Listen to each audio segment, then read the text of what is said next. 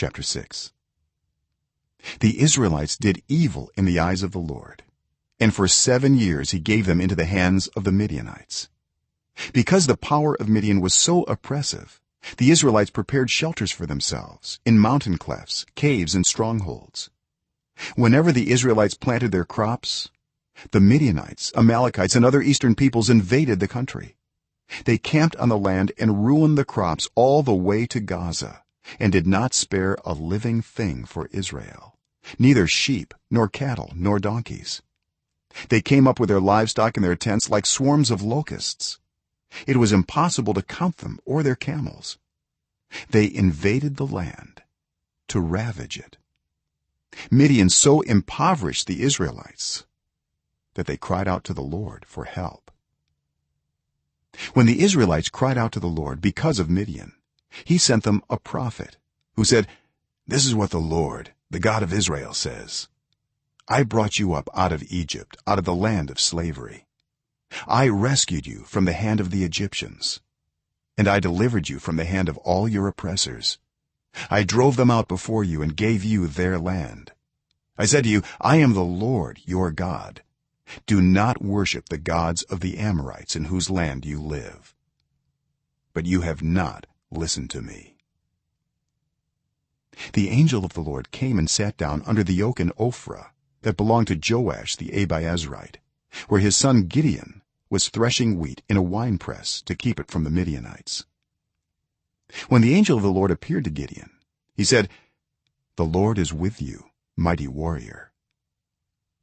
"Pardon me, my lord," Gideon replied, "but if the Lord is with us, why has all this happened to us? Where are all his wonders that our ancestors told us about when they said, 'Did not the Lord bring us up out of Egypt?' But now the Lord has abandoned us and given us into the hand of Midian." The Lord turned to him and said, "Go in the strength you have and save Israel out of Midian's hand. Am I not sending you?" "Pardon me, my lord," Gideon replied, "but how can I save Israel? My clan is the weakest in Manasseh, and I'm the least in my family." The Lord answered, "I will be with you, and you will strike down all the Midianites, leaving none alive." Gideon replied, "If now I've found favor in your eyes, give me a sign that it is really you talking to me. Please do not go away until I come back and bring my offering and set it before you." And the Lord said, "I will wait until you return." Gideon went inside, prepared a young goat, and from an ephah of flour he made bread without yeast. Putting the meat in a basket and its broth in a pot, he brought them out and offered them to him under the oak. The angel of God said to him, "Take the meat and the unleavened bread, place them on this rock, and pour out the broth." And Gideon did so. Then the angel of the Lord touched the meat and the unleavened bread with the tip of the staff that was in his hand. Fire flared from the rock, consuming the meat and the bread, and the angel of the Lord disappeared. When Gideon realized that it was the angel of the Lord, he exclaimed, "Alas, sovereign Lord, I have seen the angel of the Lord face to face." But the Lord said to him, "Peace, do not be afraid. You are not going to die."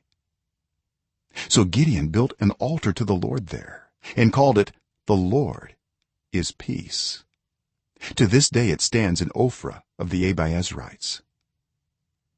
That same night the Lord said to him, "Take the second bull from your father's herd, the one 7 years old. Tear down your father's altar to Baal and cut down the Asherah pole beside it. Then build a proper kind of altar to the Lord your God on the top of this height. Using the wood of the Asherah pole that you cut down, offer the second bull as a burnt offering." So Gideon took 10 of his servants and did as the Lord told him. But because he was afraid of his family and the townspeople, he did it at night rather than in the daytime. In the morning, when the people of the town got up, there was Baal's altar demolished, with the Asherah pole beside it cut down, and the second bull sacrificed on the newly built altar. They asked each other, who did this?" When they carefully investigated, they were told, "Gideon, son of Joash, did it." The people of the town demanded of Joash, "Bring out your son. He must die, because he has broken down Baal's altar and cut down the Asherah pole beside it." But Joash replied to the hostile crowd around him, "Are you going to plead Baal's cause? Are you trying to save him? Whoever fights for him shall be put to death by morning. If Baal really is a god, he can defend himself when someone breaks down his altar." So Gideon broke down Baal's altar, they gave him the name Jerub-Baal that day, saying, "Let Baal contend with him." Now all the Midianites, Amalekites, and other eastern peoples joined forces and crossed over the Jordan and camped in the valley of Jezreel.